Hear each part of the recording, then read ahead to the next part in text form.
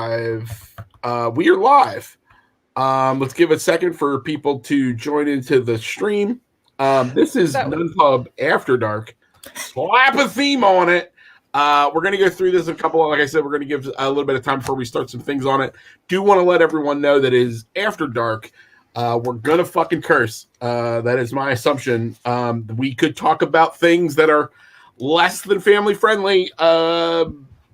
NunPub After Dark started the first NunPub because we needed a panel for people to really just express how crappy and shitty 2020 was. But now we're in 2021. We're going to think about things being better. Like I said, we're going to give a second here. My name is Chris O'Neill. I am a game designer with Ninth Level Games. My partner Heather has been running most of this NunPub stuff with all of the Unpub group, and everything's super fun. And asked me to sit on this panel with these awesome people. So I'm going to let them all introduce themselves. So we're going to start with Crystal. All right. Hello, everyone. I am Crystal Dax. I am one half of the Board Game Blitz podcast, along with Ambi Valdez, and I am a video contributor to the Dice Tower, where I co-host Dice Tower Tonight with Eric Summerer. I also stream here on Twitch. Both Ambi and I stream board games, video games, and she streams jigsaw puzzles at twitch.tv/BoardGameBlitz. And we've been doing a lot more of that this past year, just like everybody else that's stuck inside because of quarantine. But tomorrow is actually our 4-year anniversary from the very first Twitch stream we ever did, which I think is kind of cool. That's awesome. Congratulations. Thanks. Yeah, Ben. Chris. Oh, well, I was going to say that my name is Chris O'Neill, but here we are. Yeah, I'm Ben Moy. I am a designer type. I had a game come out 2020 called Breakdancing Meeples, a little quick dexterity game there. But I also am a co-host of the Unboxed podcast, from ideation to interpretation. This is so bad. I'm going to pretend that I had a few drinks as well because I don't remember the name. But that's also with Danielle Reynolds, who I believe was on a panel just recently. So that's pretty fantastic over here at NunPub. And then I also kind of create some content on YouTube for the Game Crafter, just lots of design diaries, kind of entries, looking at components and stuff, different ways to use them. Similar, almost like this panel, but on a weekly basis, uploading there. So thank you so much. Monique. Hi, I'm Monique. I am the Game Freak Geek Girl. I am a former contributor to Girls Game Shelf, but now I am just hanging out and doing my own thing on Twitch at this channel here. And you can find me on Twitter as Game Freak Geek because I don't get the last part of the letters. There's too many letters. Too many letters. I have to say, don't understand my need for verbosity.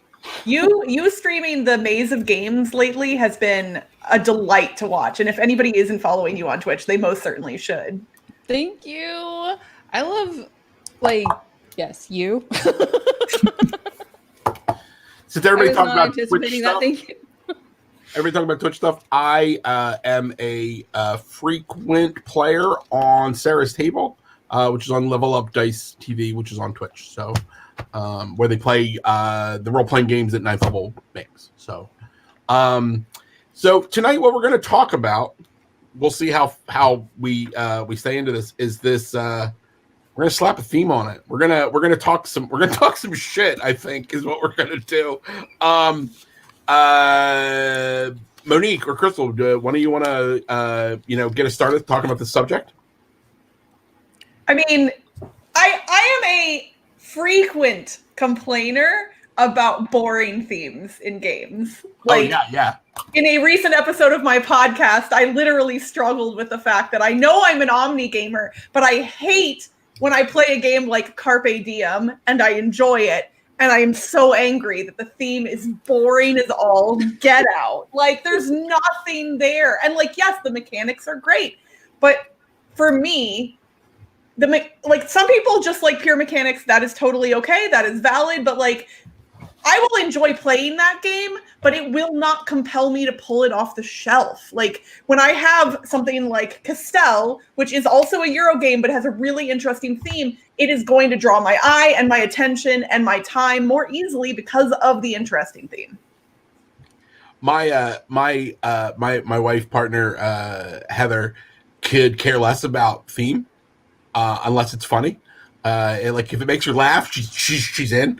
But we were recently playing the classic board game Dungeon with my nephews, and she's like, "Well, you need to roll an 8 to kill this monster," and I'm like, "Well, but what kind of monster is it?" She's like, "What does that matter?" I'm like, "It matters to me. I need to know if I am killing an orc or a dark elf. Like, what is it? Is it a black slime?" She's like, "You need an 8." Bullshit. Bullshit.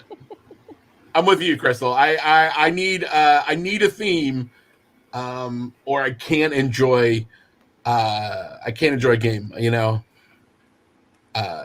even when the mechanics are great. Like we were given a list of games to talk about, and I think we'll get to some of them. But like all of these games that we were given lists, like a couple of them are just like, that's the theme. I can do a lot with my brain to take a theme to like the furthest stretches of my imagination. So like if there's something lacking, like I can usually fill in those gaps pretty well, which is like why like I tend to play like there's a movie happening in my mind. Like I think I tweeted about this the other day. When I was playing Rococo, I started picturing what kind of actors would be playing the people coming into the shop, and like what the drama would be about like who sells their dress and then who wears their dress to the ball, and Tell then me more. like you know what the interpersonal relationships between my shop workers would be like. So I tend to take like anything and then take it to the furthest stretches when it comes to theme. So I think it took me a while to realize how some things were just so pasted on. I'm like, no, it makes sense because of this picture. One picture. I have a friend who's the same way, Monique. I'll just call her Kay. She will Person K. That's right. Play a game kind of specifically for the narrative that's playing in her head. And so she'll like make decisions that won't win her the game, but just thematically make the most sense. You know, we were recently playing, the last game that I can remember playing with her was Role Player. And so she'd kind of say, oh, well, I'm going to pick this equipment, you know, because it matches the hair of my character and all this kind of thing. And it didn't really, you know, get her the best score, but she definitely had the best character if you actually want to take it a step further and, you know, play that in some kind of campaign of your own at some point. So having the best hair is legitimately the game that I care way more about than whatever the Euro game that we're currently playing is. We were just talking about that before the stream started, weren't we, Chris? Yeah. Yes, we were. We were talking about the fact that Ben's grown out glorious locks, and I just have a little tiny bit of hair. It's the same length. You just have, you know, one strip of it, and I have it everywhere. That's all it is. No, I mean, like, so there's a thing that says like the greatest games, and it's really interesting because I come to board gaming through role playing, and I came to role playing through playing card games because I'm if you're unaware, I'm very old. That's a very important part of it. But for me, theme is super important, and the best games are the games that marry the theme with what they're doing, even though there's some games that are great, and we have a list of a couple of them here to talk about. Hanabi, Azul, and Splendor, which are all great pseudo sort of abstract-y games that have a theme. Like Hanabi's theme is you're putting on a fireworks show. I think I never actually played Hanabi. Really? I mean, it's a super fun game. Yeah, but I knew I only know like looking at the box that it was a fireworks show, but I actually have I've never played it. I definitely played a lot of Hanabi at one point and kind of burned myself out on it, so I haven't played it in a really long time. Mm-hmm. Chris, I'm actually curious, Chris, what your favorite game is. My favorite game? Yeah. of the omni channel of games. I mean, or of board games. Well, I mean, if we're working with board games, maybe board games. Okay. Because the answer changes based on all of those things. My favorite non-role playing, non-video game of all time is probably Race for the Galaxy. Nice. That's one of the games that actually got me into the hobby in 2007. Sure, and it's a game that is super thematic. It's just that it's a boring ass theme about hard science fiction. Like you have to be like, I am a nerd. I like Uplift Races and David Brin novels. Like Is it Race for the Galaxy? Race for the Galaxy, which you want to talk about theme weirdness. So the story behind Race for the Galaxy is the fact that it was originally designed to be the card game version of the board game Puerto Rico. Mm-hmm. And they took it back to Rio Grande, right? To Rio Grande, yeah. And they were like, this game is too good to just be the board game. It's like, you should just like slap a different theme on it. And that's because there is a card game of Puerto Rico called San Juan that is in no way, shape, or form Race for the Galaxy. But when you play Race for the Galaxy, if someone says to you, oh, it's Puerto Rico, but in space, you're like, oh, it is Puerto Rico. You're like, oh, yeah. It's about like buying goods and then selling goods and finding places. It just has less inherent racism than Puerto Rico. All you have to tell people is cards are literally everything. Resources, money, planets, everything. Yeah, unfortunately, we've played the game so many times that like when I play it with like my small group of dedicated Race for the Galaxy, like we don't even speak like when we play it. Like there's no theme involved. We're just literally just flipping cards. We'll play a game in like 15 minutes. It'll be like, I got 63 points. Everyone's like, oh, you win. Like that's it. Whatever. Go again. Yeah. But Crystal, what's your favorite game? Battlestar Galactica. Oh. I have been in love with it for, gosh, I don't even know how many years. What's funny is I actually so I was already in the hobby, but only like a couple of years in. So I was still in that stage where I was kind of just like buying any board game that I could find. Like if I ran across a board game somewhere, I would just buy it sight unseen. And I was at a Borders bookstore of all things, before they closed, before Borders went out of business. Right. And they had a Battlestar Galactica board game on deep discount, like in 2000 and I don't know, 10, whatever, something.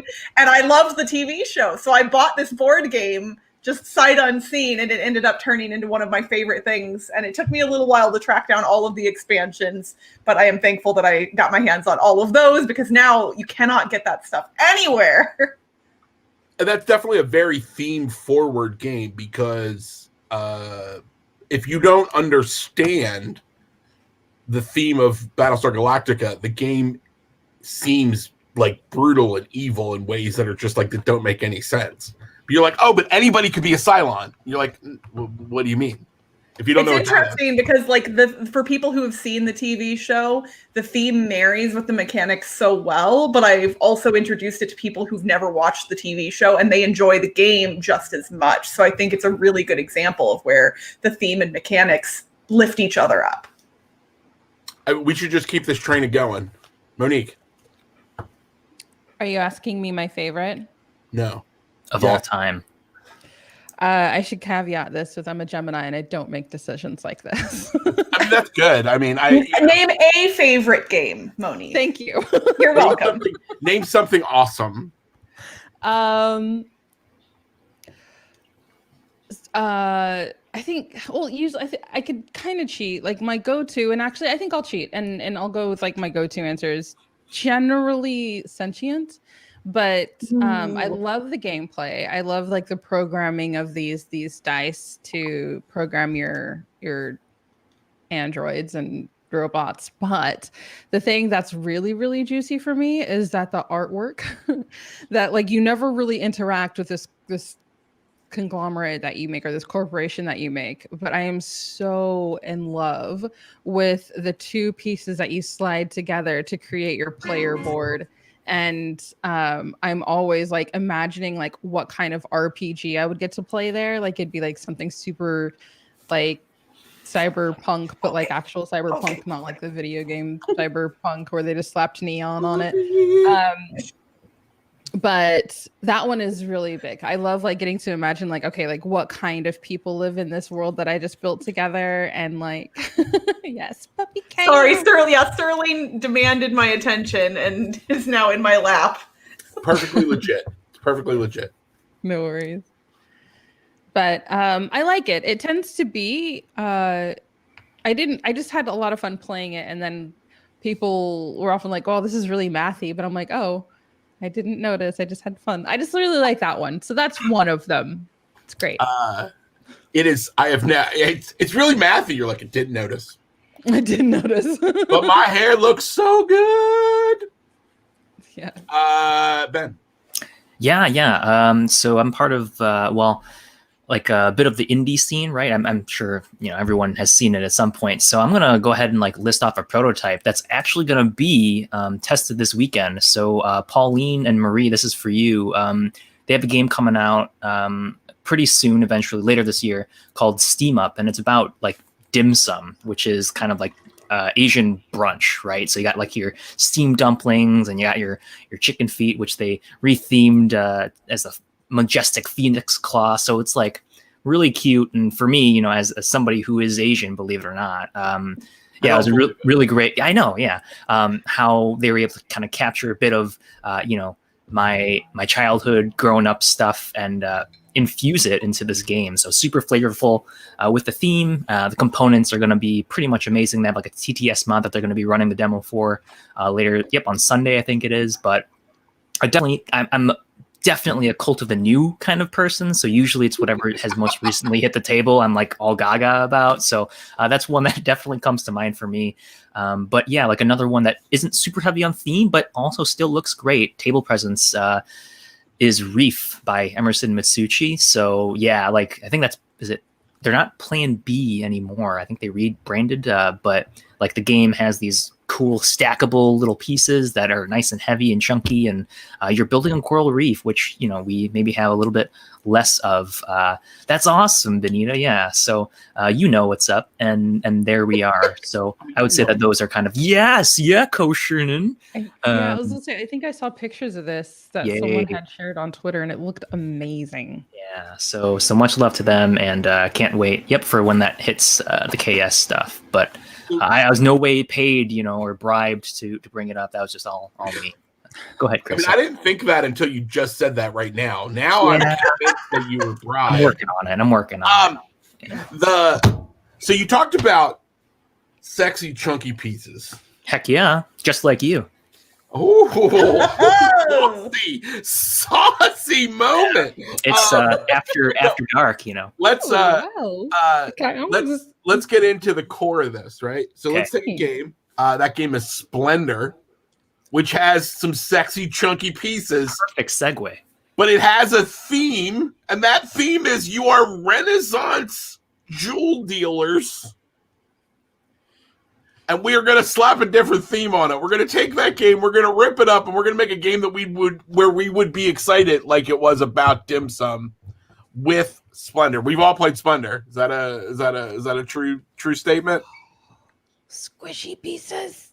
The pieces. I'm sorry. I so just read sexy, in the right? chat that they're having squishy. Those clay poker chips are so satisfying to pick up. And then it has really nice art that in no way, shape, or form does anything for the game. I will say that the colors of the gems, because the gems are faceted and cut differently, are a nice thing for someone that's colorblind. I am not, but one of our design team is colorblind, so we were very, very focused on that. And that's a game that is super color dependent, but yet 100% accessible for colorblind. But Sterling keeps licking my arm, and I know it's probably coming through the microphone. I'm sorry if there's dog licking noises. We're all good. Glad it's your dog. Yeah, well, I mean, if it's an after dark stream, you could pretend it was something less wholesome, but it's just this. Like, no, Benita, you're killing me. Throw it out. Oh, Everdell berries. Everdell berries are fucking good. So I good. love that squish. I just like, I just love the feel of silicone between my hands. Just like, Is it like that, or is it like the? Keep going, Chris. Keep going. No, Chunky. I was just gonna say. So, like, The so let's berry- think about this. Like, so we've been hired in imaginary world to take Splendor and repurpose it. Like, so we're gonna completely steal the mechanics. It's the exact same game, but what we're gonna do is we're gonna put a different theme on it, a theme that we would all be excited about. Okay, so I have an idea. Shoot. All right, so instead of gems, all of the tokens, the clay poker chips are different types of garbage. And instead of attracting royals or fancy people, you're attracting pigeons. So Anything with pigeons, I'm in. you're collecting specific types and pairings of garbage to attract different pigeons to you. Because you are, let's say you're the bag lady. That's I'm thinking like Mary Poppins. You know, the lady on the stairs. Or, oh my gosh, you have a pigeon. Anything with pigeons, I'm in. I'm totally thinking the lady from Home Alone too. Home Alone. Okay, ooh, yes. Home Alone. Yeah. Okay, that lady. But yeah, Run, Kevin. you're collecting garbage to attract different pigeons. Are you talking about my Tinder profile? Just collecting trash. You know, as somebody who has just attempted to wade into online dating the past few months, I can 100% empathize with that feeling. Girl. So Yeah. No. I have been I- married for a ridiculous amount of time, so I don't know anything about online dating. But the idea of Splendor, port it to a online dating idea, is really funny. Oh, so like, Splendor. so what are the I was things? So thinking are about how to the make it. Go ahead.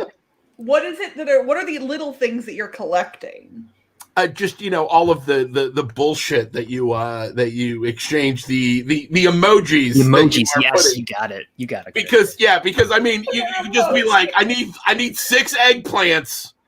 That's gonna seal this deal. No, you gotta throw a peach in there too. I need 5 peaches and one one eggplant is one beet. generally enough. But what? Depends on who It's your all about how suitor much is. you want Yeah. that eggplant. The That's person. You true. got eggplants, you got Alright, peaches, 3 you got, eggplants. you got sunsets. You got the sideways eyes, like the. Little happy face, little. Beneath. That's actually really kind of funny. It could be the exact same game. You would have the exact same experience playing that game, but you would laugh more often. Like, So I've wait, never heard anyone okay. be like, I am really glad that I've collected enough emeralds to appropriate the Prince of Monaco playing that game. Right, but if you're like, ooh, I got 3 peaches and 2 eggplants and that little winky face. All right, you come here. I've got you. Right, I'm boo. going to go out on a date with Pam. Awesome. Are you talking about like would the emojis be on the clay discs? Yes. Yeah. Okay.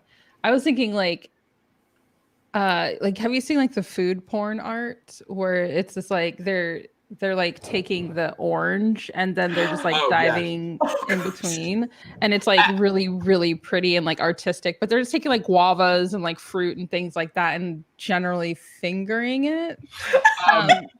For I lack wasn't Like- going that graphic. So you're but- thinking someone eating a banana. Yeah, no, I mean like it's very very beautiful and like really really artistic, and so I was It thinking is about very. those. I rather than, do like, know what you're you. talking about. It's like And Georgia. it took me a O'Keeffe while to realize you're talking about emojis. about So I was food thinking I was like fruit art.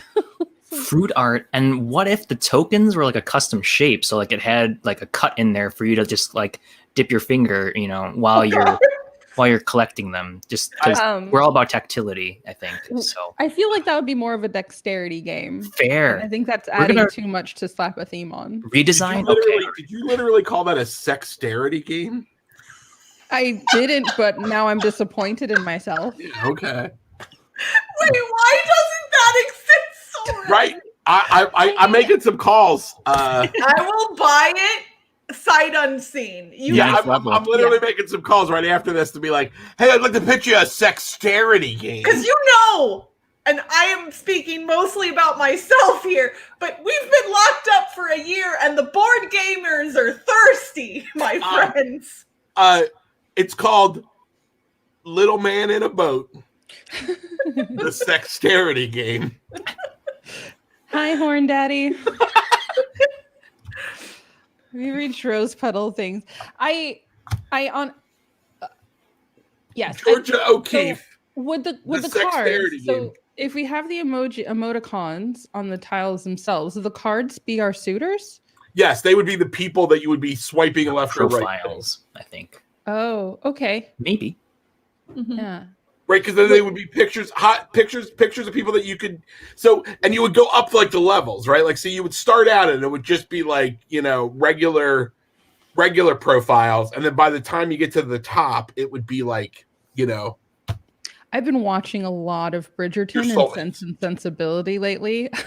So my mind is like automatically like tiers of suitors, like, at like the bottom tier, you have your Wickham and your Willoughby and your Pembroke. And then like on the second tier, you have that young man who sneezes at flowers and like one of the Bridgerton brothers or like Colonel Fitzwilliam or something like that. Like like a pretty good catch. Like you're not going to be unhappy the rest of your life with someone like that. And then like the top tier would be like either the Duke or Darcy or Captain Wentworth or something like that. But I'm not really sure how to modernize this because I don't go out except and don't modernize it, right? Yes. Like, so the idea of re-theming Splendor as Jane Austen's Splendor, right, is Done. with phenomenal. emoticons.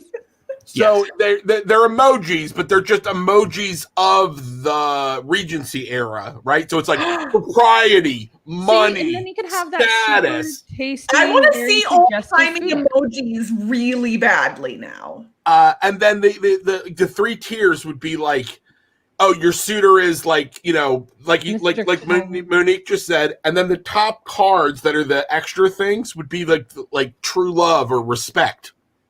Oh, There's already a Mr. Darcy game, but this is nothing like that. That game was. Yeah, there definitely cannot be two games with the same theme. There is definitely only one game with like farming, for instance. There is only one zombie game. There is only one agriculture Base game. game. Does anyone even have a Cthulhu game? What's Cthulhu? Has anyone ever made a Cthulhu? Oh, So I'm instead sorry, of Pride and Prejudice and zombies, this is Pride and Prejudice and emojis? Yeah, Pride. I- It's just like a game about suitors, right? Like, so instead about making great, I could. Oh, Really good idea, actually. I have an idea. Shoot, go.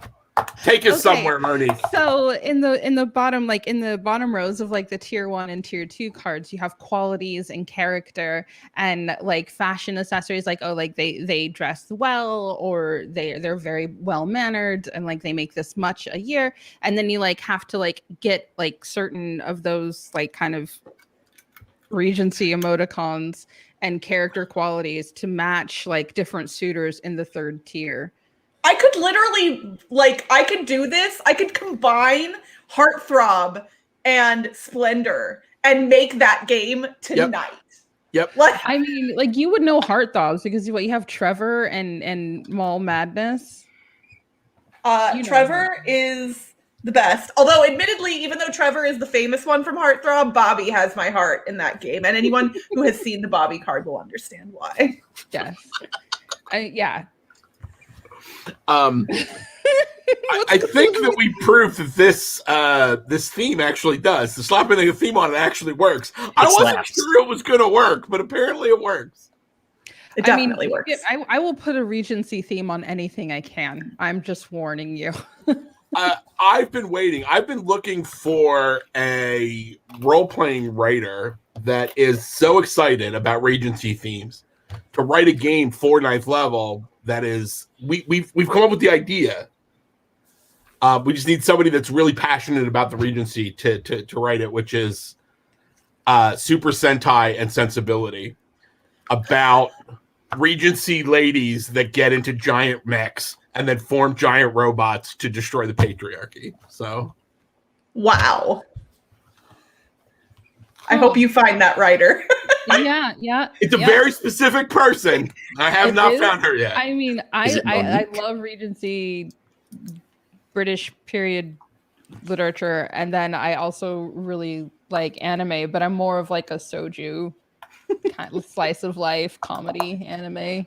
I think the most like weird and violent I get is like probably like along the classics of like Trigun. I never got into like the super heavy mech animes. I want someone that is equally excited about Power Rangers and Pride and Prejudice. I mean, Power Rangers were dope AF. Like I really did like the Power Rangers. Anyway, that's all right. Let's destroy another game that people love. Okay. Well, what you name the game, and then we'll destroy it. Let's talk about fireworks. Let's talk about Hanabi. Baby, you're a firework. Okay, it's a Katy Perry game. Okay, so it's there's something that you have that you can't see and other people can. Right. Okay. It's all right, Monique, you haven't played it, right? Like, so it's have you ever played The Crew? Yes. It's like The Crew, but with tiles. And well, The Crew's a good example too, right? The Crew's theme is "We are astronauts," which the Crew's theme is actually it's a trick-taking game, right? It's fucking Pinochle, right? It's Pinochle with some bizarre rules added that makes it really fun. Pinochle, the legacy game, is The Crew. But Hanabi is a similar thing where you're trying to put things in order, a very specific order, without talking. And the order that you're doing is fireworks. Could literally be anything. I would say I really like games that explore interpersonal relationships. Like not there are no necessarily interpersonal. There are no people in Hanabi. Right. Since we're slapping a theme on it, it doesn't matter anyway. I would really like to see a game that explores how to remove toxic people from your life, like a little like Old Maid style. And where it's just like everyone else sees something about like the character and integrity of this person in your life that may not be great for you. And then they just kind of like remove those qualities from your hand, but what you see are like the things that work really well. So you see the patterns that like, oh, this is a good fit because of these things, but you don't see like what the downside of the toxic traits are. So your friends are trying to get you like the perfect hand, but they don't see what you see and you don't see what they see. That's not Hanabi, but I want to play that game. I want to play a game where you have the tile up in front of you, and in the front, everyone gets to see that thing that's awesome. But you behind are like, oh no, no, this person's awful. That's really interesting.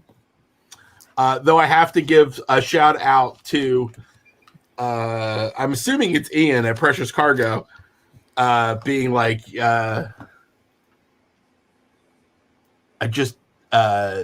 cards are personality flaws, and you judge each other super hard. Because any game that's about judging my friends super hard, I'm in. So then, like the suits, in theory, could be types of flaws. So like emotional or habits or things like that, and then specific the numbers, essentially, instead of being numbers, they would be specific flaws. So like I, for instance, bite my nails. That's a bad habit. So people could say like, oh, you have 2 bad habits, in your hand or whatever. And so I know that I have bad habits, but I can't always recognize necessarily when I'm doing those things because it's subconscious. Yeah. And this is like, and that's the thing is like, do you let your friend keep someone in their life who maybe doesn't, clean or do their laundry, and then or do you like allow that to stay, but then like maybe they get to keep their pettiness or something. Yeah. You have to There was stop a licking game- me. I don't know. I don't remember who made it. It was called Coda. It was similar to Hanabi in pieces. It had like these really nice chunky pieces. But it was about like trying to solve a code. But you were looking at them and people were guessing what you had and you would knock them over. It was a game. Yeah, it was called Coda. It was put out by designer Hiroaki Suzuki. Who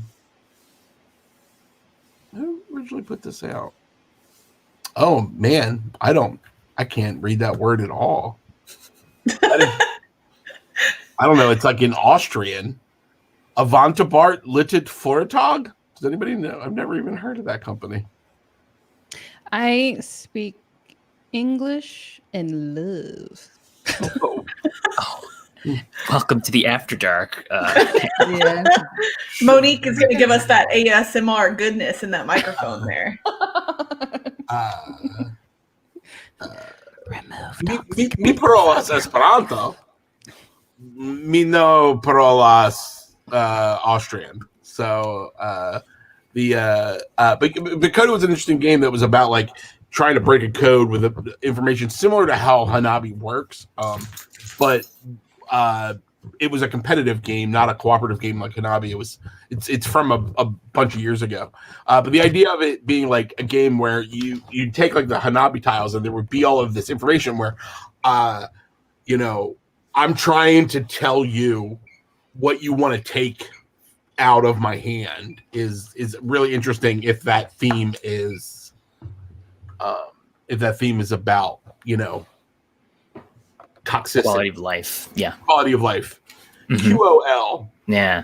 So I'm a nerd and I like wrote down my ideas and stuff. So my one for Hanabi was not as deep and amazing as Monique's, obviously. And I But it's believe written there's down, so it has more. but it's written down. So I had the idea first. No. It kind of combined Monique's with Mall Madness slightly. And so my idea was just like, what if it was a yearbook and then like you're just picking your high school crushes and then like that's what you see on the table. It's like everyone's favorite. So not as compelling, but yeah, now I just wish I came up with the other one because that's Monique. That's awesome. Like using both sides of the card is so cool to have hidden information on both sides of the table. Whoever's holding them, so genius. So yeah, I'm feeling very flattered right now, and I don't know what to do with my elbows, so they're going to stay securely locked next to my ribs. good support system. Hi, how are you? I feel okay. Thank you so much. Everything is fine. Thank you. The idea of Hanabi being pictures in the yearbook is super interesting, and only in the fact that you could literally just do them alphabetical. You could literally just take it, and it's just names, and you're just trying to do it alphabetical to like fill out the yearbook with the suits being, I don't know, teams or whatever. It's super interesting. Yeah, that idea from Ben is awesome.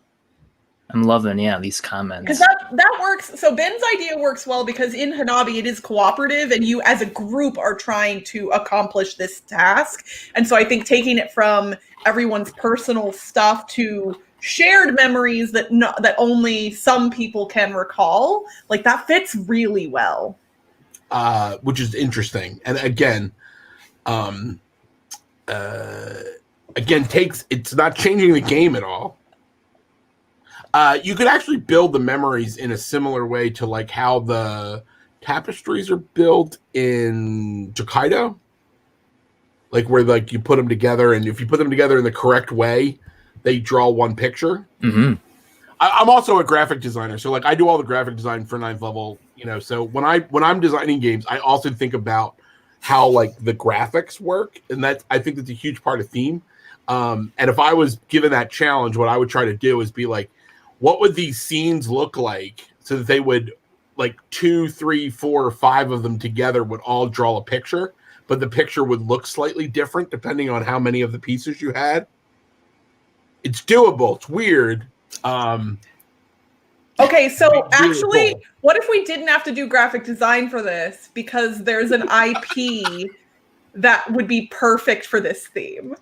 I'm sorry, I'm laughing at this comment from Maddie about Hanabi, but you like your friends after you play it with them. In my friends group, when we play Hanabi, we play it with the shame bell. So there's a large glass bell that is sat on the table. And when you do something dumb, the person is the other people are allowed to pick it up and just ring it. Shame, shame, you idiot! What have you done? That moment when you ask somebody, "What do you know about your hand?" and they're like, "Oh, I don't know anything about my hand," and you're like, "You know things." Shame, shame. No, like This is quite the experience to listen to, having no idea what Hanabi is. no, it could be literally the Pixar movie Inside Out. Like the board game with your all's like childhood memories things, because you've got the little memory core things, or like there's the regular memories that are the marbles, and then the core memories, which would be the number 5 cards in Hanabi, that you only have one of each core memory, so you have to do the other memories first and then the core memory, and if you discard a core memory, it's gone forever. Did Monique just disappear? She did. I don't know. I got excited. I wanted to show you my Inside Out pins.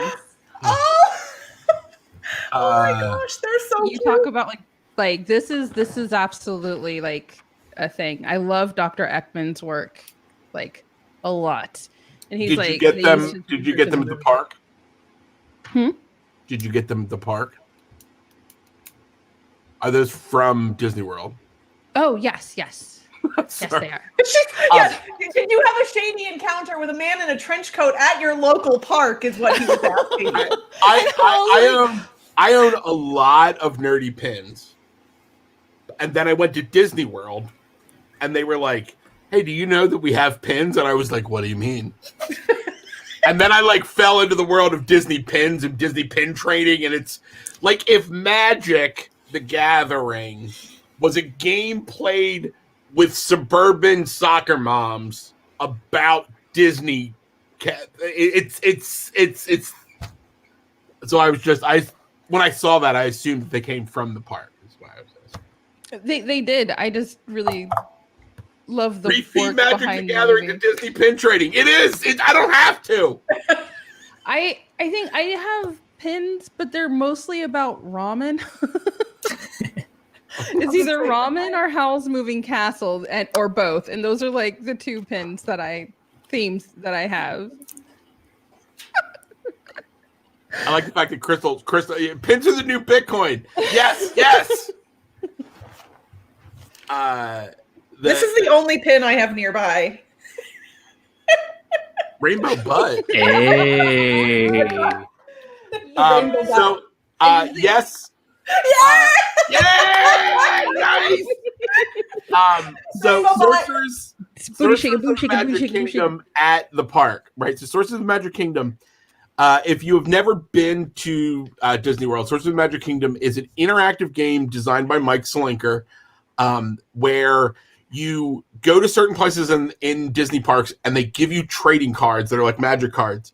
Then you take these cards and you find places in the park that are like hidden, and you put the cards in the air in front of things, and then cartoons appear inside windows and tell you this story. And it's literally an interactive game that you get to play all throughout the different worlds in Disney World. And it's a perfectly legitimate, it's not like a strategy game, right? It's more like a puzzle, but it's a ridiculously fun way to get away from your wife's family when you are at the Disney parks. You can be like, "Hey, I'm tired of you guys. I'm gonna go trade some cards with some kids." So the answer is yes. I have played Sorcerers. Benita's dropping her booty, and then like Horn Daddy was dropping my booty. I love all the butts being dropped in chat right now. So We need to. what's the next game? We need to slap a butt on a theme. All right, let's make a butt game. Let's find. Okay. Let's do it backwards. Slap that Instead of booty. thinking about a game, we want to do butts. Let's think of a game that we could re-theme as a game about butts. That poll game where like the fish are just going around in a circle? Oh gosh. I don't know what you fucking talking about. What are you That talking kids about? game that like everybody had when they were like 3, where it's mechanical and there's plastic fish that are popping out and you have a fishing pole and you're It'd have literally to just be. It'd have to be upside down though. Maybe.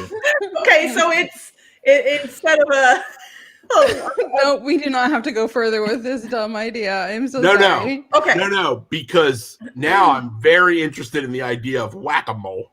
Oh no, wait. What about Hungry it's Hungry about Hippos?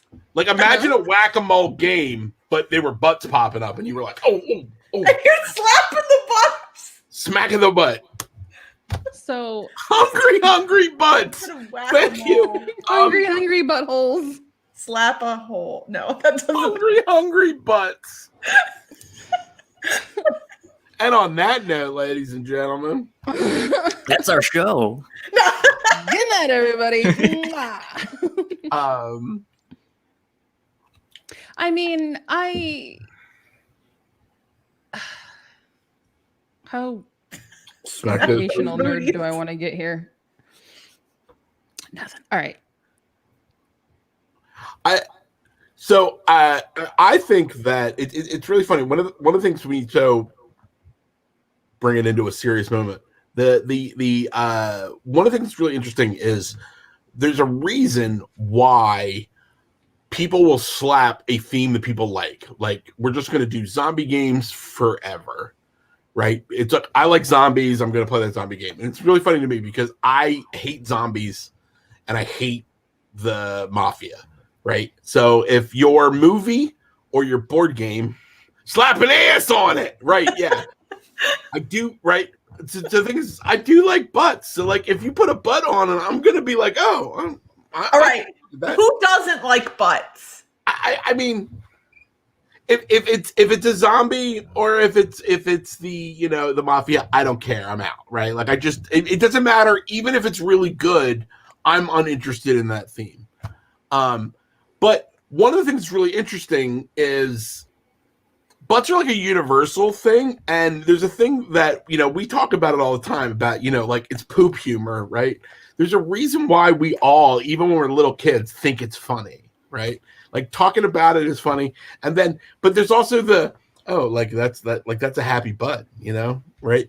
And other cultures besides America are a little more okay with it. We're obviously a little prudish, but a game about slapping ass. The fact that one doesn't immediately come to mind is sad. I want that game. I mean, and there are a lot of card games that it also involves slapping, like where you have to like slap a thing to claim it or whatever. There's literally slap. Oh, what's my brain is not working. Monster Match, I think, is the name of the game. It's where you've got all the little monsters with different amounts of arms and legs and eyes and things. This is not a game that I've played, but I'm interested. It's made by Egyptian Rat Screw. yes, that is also a game that involves slapping. But like with Monster Match, all the cards are laid out on the table and they all have different amounts of things. So like it could be like just butts. It doesn't work at all. It's not working. Jungle Speed, but grabbing a butt is great. What about Carla Cat? Are any of you familiar with that one? No, there's this big plastic hollow dome, like it's a bowl basically, but it's shaped like a cat. And everybody else has a mouse on a long piece of string or rope, and they have to yank their mouse away before the cat gets them. So now those little mice, those are butts. No, those are adult toys, and the butt is coming down, and you have to, because you want to put it in the butt. you want to get away. You want to you don't want to get caught by the butt. So I don't know this. I have not played this game, but this game is very popular. Videos of this game are very popular on TikTok. Oh, really? Gosh, it's an old game. Which game is this? But TikTok, It's got a lot of different names. I think Carla Cat is one of them. So there are things on a string. Yeah. And then there's a cup in the middle. And The inside last the time cup I is saw a anything on die. the internet involving butts and cups, it was not great. Yeah. There's a die that tells you what color. So like basically when you pull the cup up, it's telling you which color you need to grab. Oh, this is different. Okay. Oh, is that different? Yeah, this is different. Well, that it's all over the TikToks. Well, now I gotta find Ball in a cup, where you just try to catch a ball in a cup. But if you don't, it's okay because the ball is attached to a string that's attached to the cup. And you could just anyone. I like the reference. Thank you. It is basically a ball in a cup, though. That's basically what it is. Oh my gosh. This Carla Cat originally came out in 1955 and has 57 other alternate names listed on Board Game Geek. Yeah, that's real. That's real. I am a little bit. There have been so many different versions of this game, apparently. I also Ball in a cup, but the cup is a butt. Yes, done. Just call it Benoit, the board game. A butt.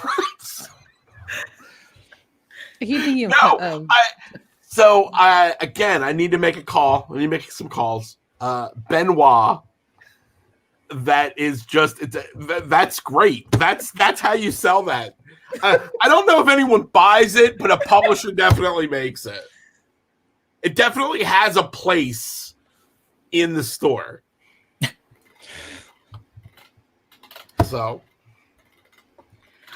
let's take the ultimate classic and talk about themes that would make us more interested. And that game is The Settlers of Catan. Die Siedler, von Catan, her agent Empress. Which, to tell you how old I am, I remember being at the Origins when that game came out, and everyone was like, yo, man, have you played this Die Siedler von Catan? Because it hadn't even been translated into English yet. Because I'm old. But, it is a venerable game, but you could literally put any theme on it, because pretty much every game that isn't Agricola, that is about farming, could literally be about something else. That's true. Because Agricola is actually about farming. Like, a farmer was like, I'm really angry that no one understands the nitrogenation ratios in my soil based on medieval, and someone was just like, just make a game, shut up. But they're gonna. Yeah, that's right. Right. You're going to get really excited about making one pumpkin. The whole game. The whole game. So much so that we're going to give it a Latin name. Like, we're not even going to call it farmer. We're going to call it Agricola. Which is field in Latin, I think. No, it's farmer. Dang it. The very first day of Latin class, you learn Puella amas Agricola. The girl loves the farmer. Because they are like the simplest words in Latin. First declension. Anyway. The part of Catan that needs to come through in whatever we retheme it is the trading, because that is what kind of makes Catan what it is. When 25 years ago, people didn't understand that. But Crystal, I think you're 100% in.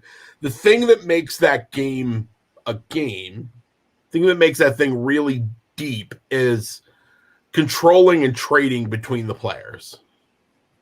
Because it's the one thing that you can actually control. That and, Okay. my cabbages! So all of the players are local dog walkers. And you're trying to establish yourself as a dog walking business with new little I don't know, what you're building, like notoriety in different areas. And then you do sometimes have to trade with the other dog walkers to get into the areas you want to go to and to make sure that the dogs get along with each other. And then what do you do with those resources? I feel like things would get very dark very quickly. Very quickly. I don't like it anymore. I take it all back. At the very beginning of this, we were talking about like the things that you would do in a game.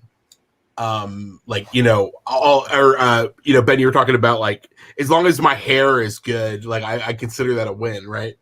I said that. About your friend. Yeah. Role player. I remember playing a game of Knights, Stadt und Ritter, Knights and Cities. I don't speak German, but I do speak Spieler because I played enough fucking Settlers of Catan 25 years ago. I don't speak German, but I can if you like. Ow. Ow!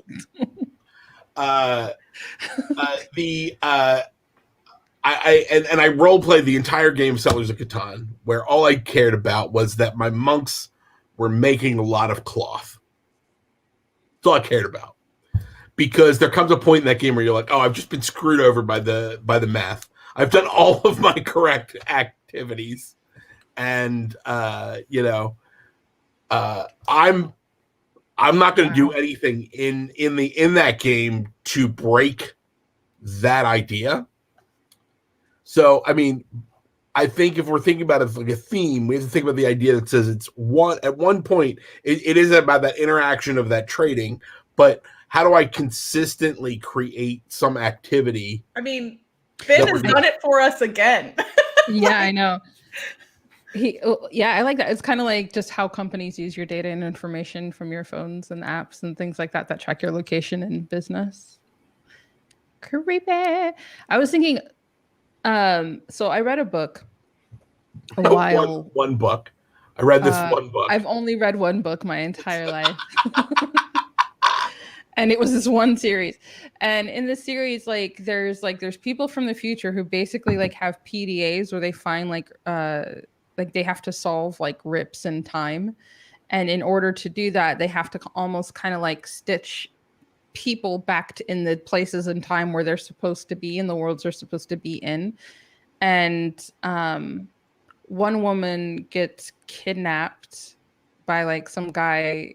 Like her past gets kidnapped so that he can like basically stab someone else in the back in the future, and he kidnaps her past so that her future never happens.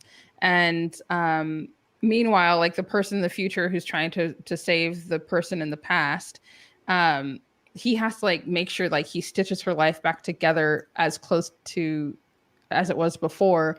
And he has agents in her life in her past that are like her roommates or her coworkers.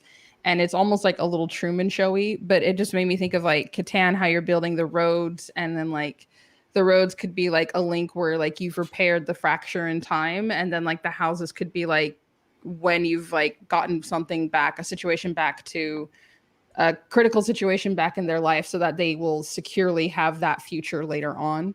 And they'll protect that part of their past, like a safe house kind of thing. Ben, were you going to go somewhere? Just more and more in love with Monique's ideas here. Yeah.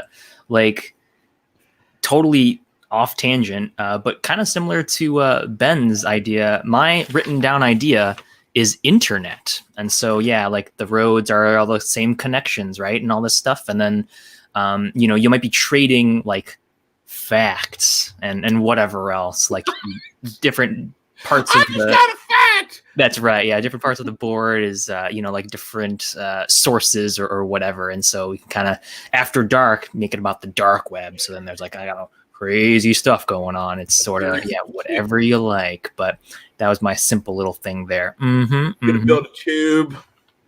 Yeah.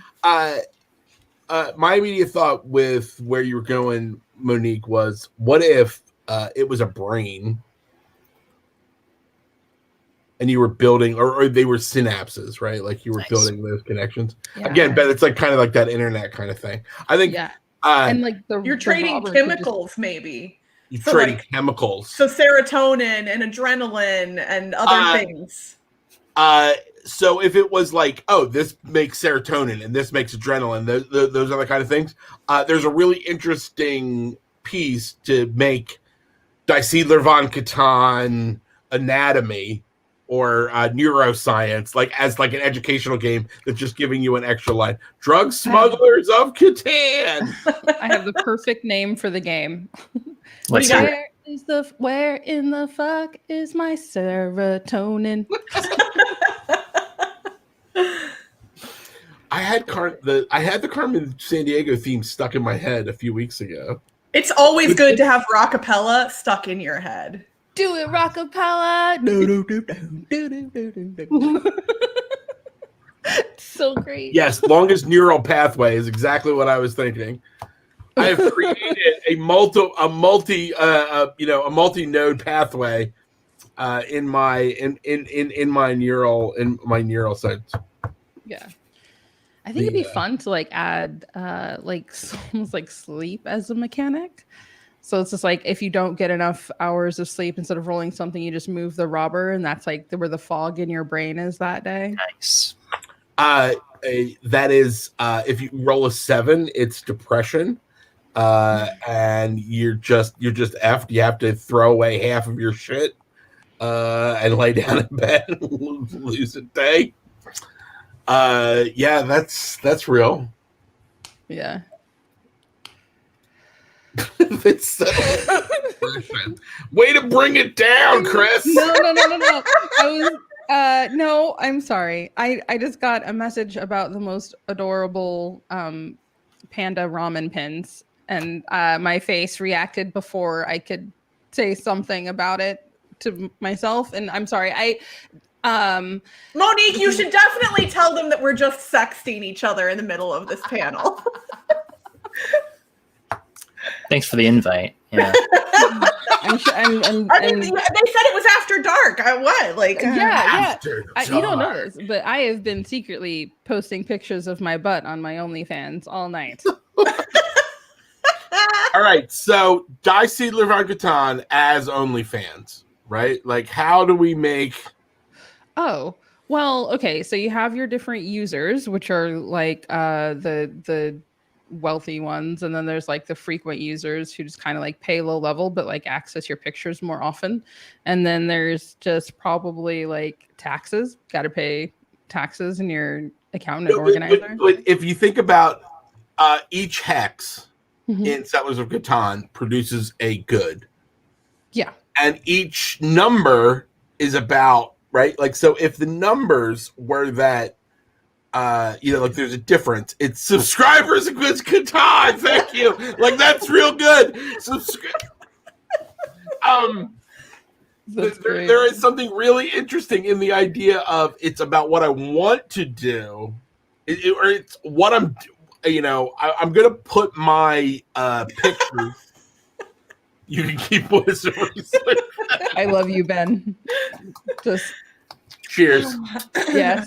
Bless. Bless. So wait, no, peaches, eggplants. We're back. We're back to it. It's all about the callback. Universal. Fruit porn. Food porn. All porn. All porn. The Creepers of Catan. Hard pour corn. It almost sounded like you were saying parkour. And then I was like, porncore? Parkour! Parkour porn? Parkour horn. So that would be that sexterity game that we were talking about earlier. Dexterity. I'm glad you said that because I almost forgot about that. I've had enough scotch to forget sexterity. And sexterity definitely... I'm gonna make some money off that in the future. I don't know. I think I keep wanting to make my games like let people learn things, but like I think a sexterity game should absolutely be involved with safe rope ties and like slip knots and like things like that. I think that would be really good because you're having to like tie the knots and things like that. But you also, if you're going shibari, you want to make it like artistic and beautiful, but you also want to make it like loose enough so your partner is safe. And so you could actually do Hanabi as Shibari instead, and you're progressively like getting It's just into about more knots. more intricate knots. That is 100% true. Again, if That'd be back to my idea earlier from a design perspective of putting the pieces together, that would draw a picture. You can't see me doing that. There's an interesting thing about that. Oh, Oh are you my talking God, about the is one, the Hang On a Pun Nitwit Dynasty? dynasty? There's one like Nitwit has a bunch of yarn in it. That sounded really dark because there is a game with ropes. Hang on. Uh, Okay, Don't but no, die! dildo darts. I'm listening. All right, so it is 12:20. So we should be looking at one final piece. So I think that we should ask all of the lovely people that have been watching us talk shit for the last few hours. Give us a game that you want us to retheme, and understand that at this point we started out like pretty reasonable. We just Hi, puppy. It's got gonna a be about little. butts. It's gonna be about butts, basically. It's Butts. It's because we brought out our butt pens. Do you want to Crystal say and hi? I flashed our booty on stream. You want to say hello? Spring on a string, threading cord. diplomacy. Does anyone have a game other than diplomacy? I've never played diplomacy. Yeah, no. Carcassonne, I Patchwork, do not. Pandemic. Well, Carcassonne is pretty writes itself. Next, The Oh, Grizzle. let's do the grizzled. Okay. Woo! We got another Okay. cooperative game. Yes. Okay. All right. Poly relationships. That's brilliant. Because at the end of the day, I mean, the Grizzled is a game that is, I think does a great job. So like, there's a game that I think really bangs on its theme really hard, and it really gets to that idea of the band of brothers mentality of, but also the fact that war is really awful and it's hard. So to take that game and to take a game that is very dark and kind of flip it on its completely on its head and say, this is a game about not a band of brothers, but a band of lovers, and the idea that says, like, how do we make that a positive piece? Because mechanically the game could be. No. Gosh. Guzzled. The guzzled. I said, I mean, that would be about making an orgy happening more than That's a very different- multiple but yeah. partners, The guzzled. romantic partners.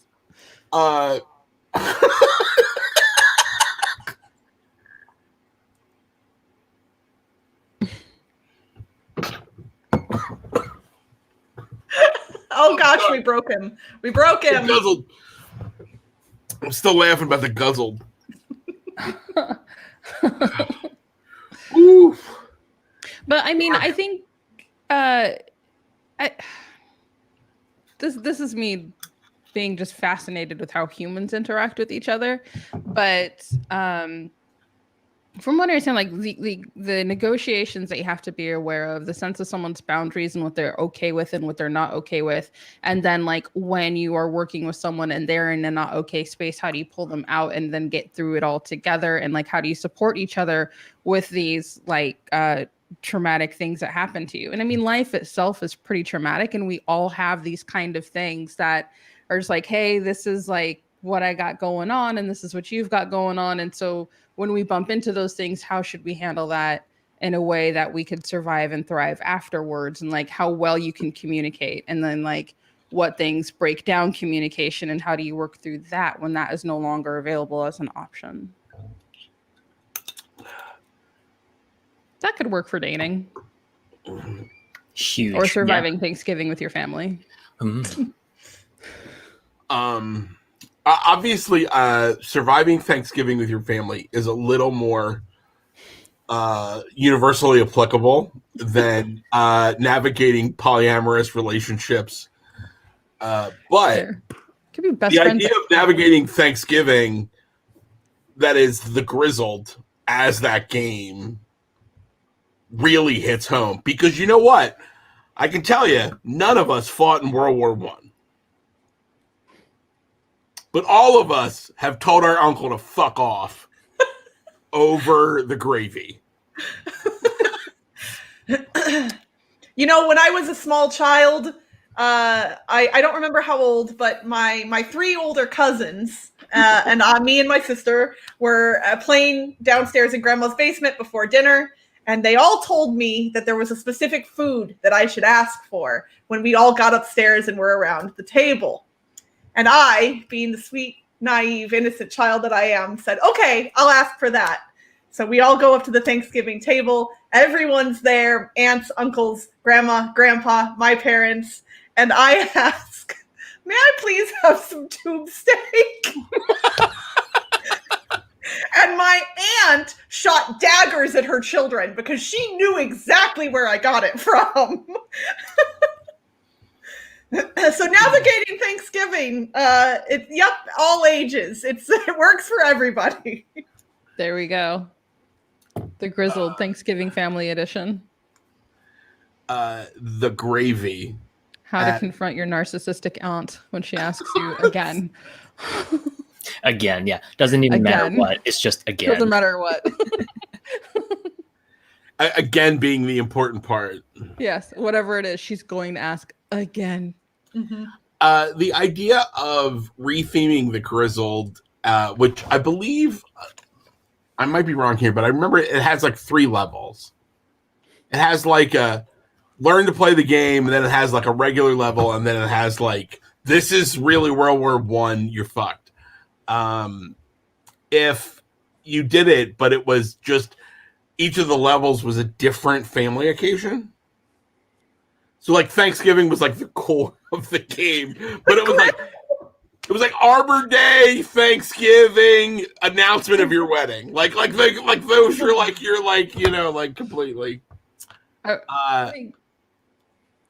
Thanksgiving, your wedding, your divorce. Your divorce. Hey, I've done all of those.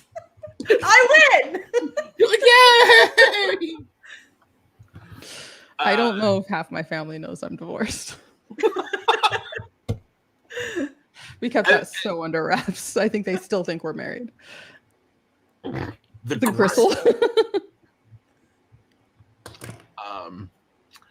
All right, so it is 12:27. I think it is time for us to wrap this up.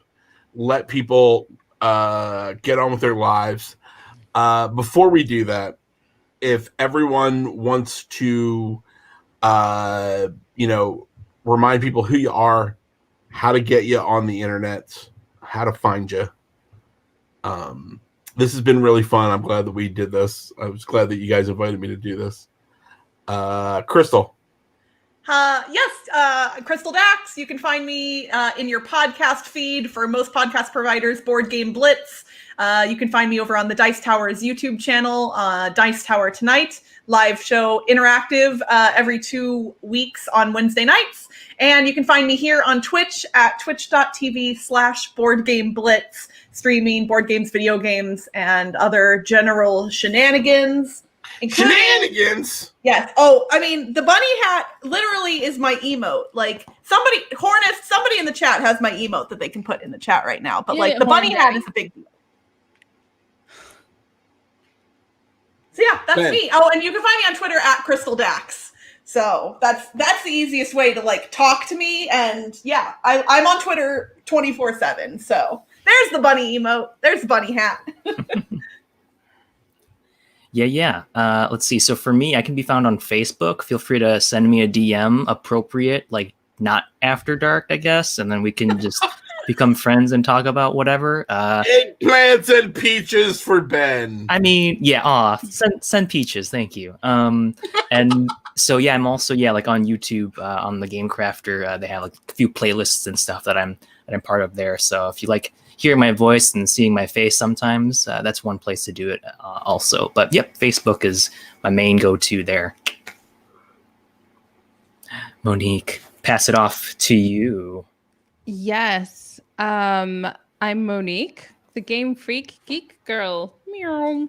That's how you can find me here on Twitch. I am currently working through Mike Slinker's game of Maze of Games Wednesday and Friday mornings, except for this week.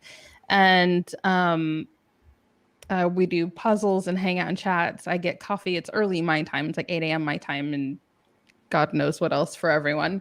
So that's how I do that. And then Monday evenings, I do video games where I do very story-driven games. And right now we're playing The Wolf Among Us.